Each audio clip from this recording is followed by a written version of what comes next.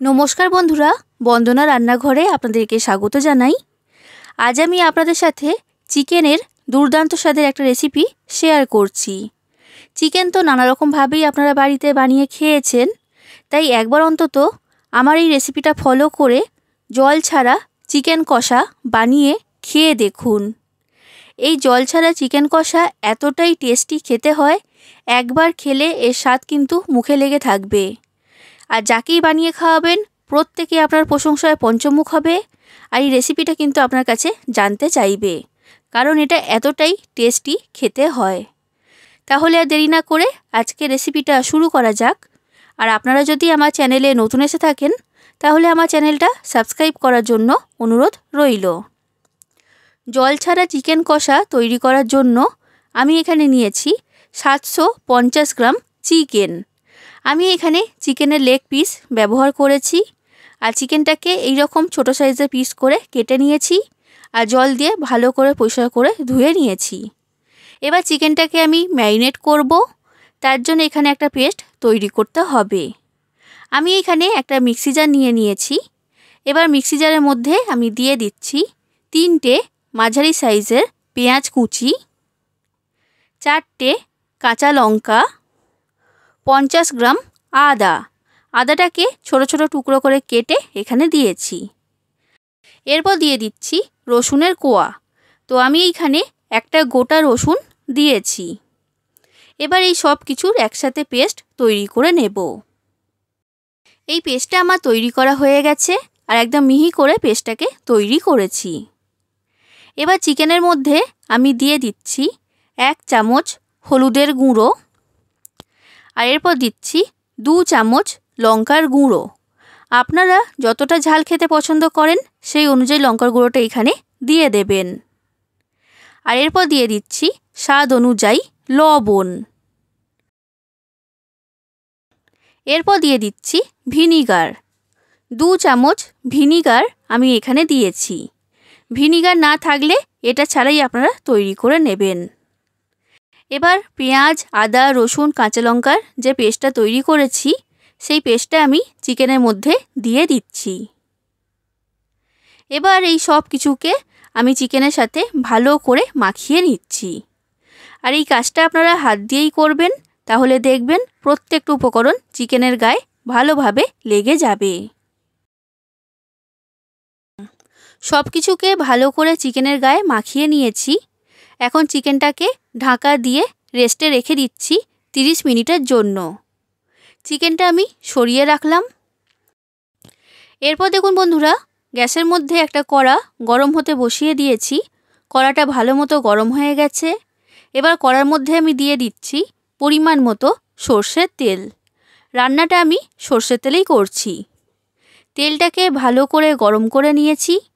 এবার তেলের মধ্যে দিয়ে দিচ্ছি একটা তেজপাতা, 2টো শুকনো লঙ্কা, আর ছোটো চামচের হাফ চামচের মতো গোটা জিরে।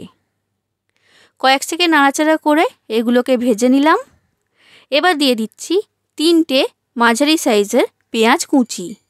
পেঁয়াজটাকে সরু সরু আর লম্বা করে কেটে দিয়েছি।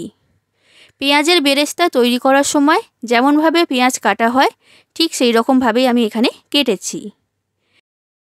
এবার পেঁয়াজটাকে আমি লাল করে ভেজে নেব, আর গ্যাসের ফ্লেমটা মিডিয়াম থেকে হাই ফ্লেমে রেখে পেঁয়াজটাকে ভাজতে হবে। দেখুন বন্ধুরা, পেঁয়াজটা আমার ভাজা হয়ে গেছে।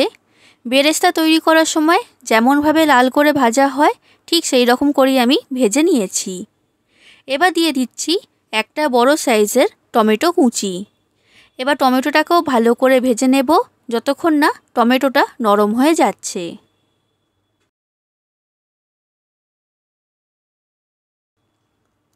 টমেটোটাকে দিয়েও ভালো করে ভেজে নিয়েছি। এবার ম্যারিনেট করে রাখা চিকেনটা আমি কড়ার মধ্যে দিয়ে দিচ্ছি। চিকেনটা ম্যারিনেট করার সময় পেঁয়াজ, আদা, রসুন, কাঁচা লঙ্কা এইসবের পেস্ট মাখিয়ে রেখেছিলাম, তো সেই কারণে চিকেনটাকে ভালো করে প্রথমে ভেজে নিতে হবে। আর গ্যাসের ফ্লেমটা মিডিয়াম ফ্লেমে রেখেই চিকেনটাকে আমি ভেজে নিচ্ছি। প্রায় 3 মিনিটের মতো চিকেনটাকে ভেজে নিয়েছি। এবার গ্যাসের ফ্লেমটা লো ফ্লেমে রেখে কড়াটা ঢাকা দিয়ে আরও 3 থেকে 4 মিনিট চিকেনটাকে ভেজে নেব। আর এখানে চিকেনটাকে কিন্তু অবশ্যই ভাজতে হবে, এটা আপনারা খেয়াল রাখবেন। দেখুন বন্ধুরা, চিকেনটাকে আমি ভালো করে ভেজে নিয়েছি। প্রায় 6 থেকে 7 মিনিট সময় লেগেছে চিকেনটা ভাজা হতে। এবার চিকেনের মধ্যে আমি দিয়ে দিচ্ছি ছোট চামচের 1 চামচের মতো জিরে গুঁড়ো, ছোট চামচের 1 চামচের মতো ধনে গুঁড়ো আর ছোট চামচের 1 চামচের মতো চিনি। এবার এই মশলাগুলোকে চিকেনের সাথে ভালো করে মিশিয়ে নিচ্ছি। বন্ধুরা, চিকেন কষাটা আমি জল ছাড়া তৈরি করছি, তো সেই জন্য গ্যাসের ফ্লেমটা লো ফ্লেমে রেখে কড়াটা ঢাকা দিয়ে চিকেনটাকে কষাতে হবে। এইভাবে চিকেনটা রান্না করলে চিকেনের মধ্যে যে জলটা রয়েছে সেটা বের হবে, আর সেই জল দিয়েই চিকেন কষাটা তৈরি হয়ে যাবে আর চিকেনটা ভালো মতো সেদ্ধ হবে। তো সেই জন্য লো ফ্লেমে রেখে কড়াটা ঢাকা দিয়ে চিকেনটাকে এখন আমি রান্না করে নেব 6 থেকে 7 মিনিট। তো 7 থেকে 8 মিনিট চিকেনটাকে আমি এখন কষিয়ে নিয়েছি। আর দেখে বুঝতেই পারছেন চিকেনের রঙটা কিন্তু আগের তুলনায় এখন অনেকটাই পাল্টিয়ে গেছে। এবার আমি চিকেনের মধ্যে দিয়ে দিচ্ছি ফেটিয়ে রাখা টক দই। আমি এইখানে 100 গ্রাম টক দই দিয়েছি।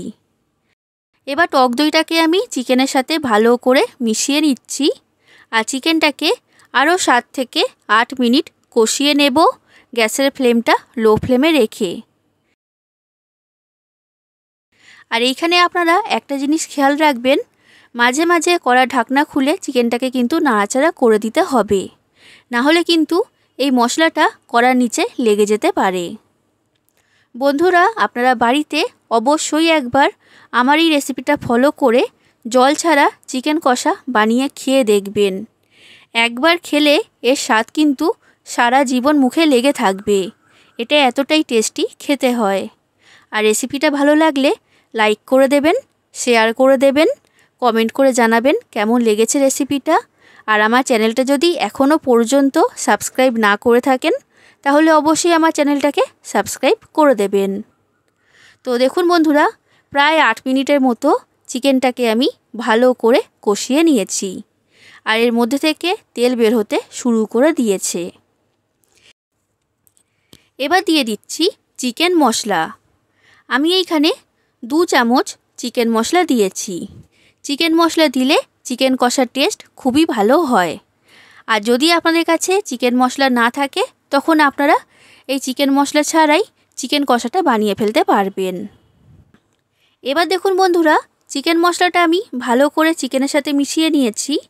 এবার লো ফ্লেমে রেখে কড়াটা ঢাকা দিয়ে চিকেনটা সম্পূর্ণ সেদ্ধ হওয়া পর্যন্ত এটাকে রান্না করে নিতে হবে। আর মাঝে মাঝে কড়া ঢাকনা খুলে চিকেনটাকে নাড়াচাড়া করে দিতে হবে। আর দেখে বুঝতেই পারছেন চিকেনের মধ্যে থেকে কতটা পরিমাণে জল বের হতে শুরু করেছে। এই জল দিয়েই কিন্তু চিকেনটা ভালো মতো সেদ্ধ হয়ে যাবে।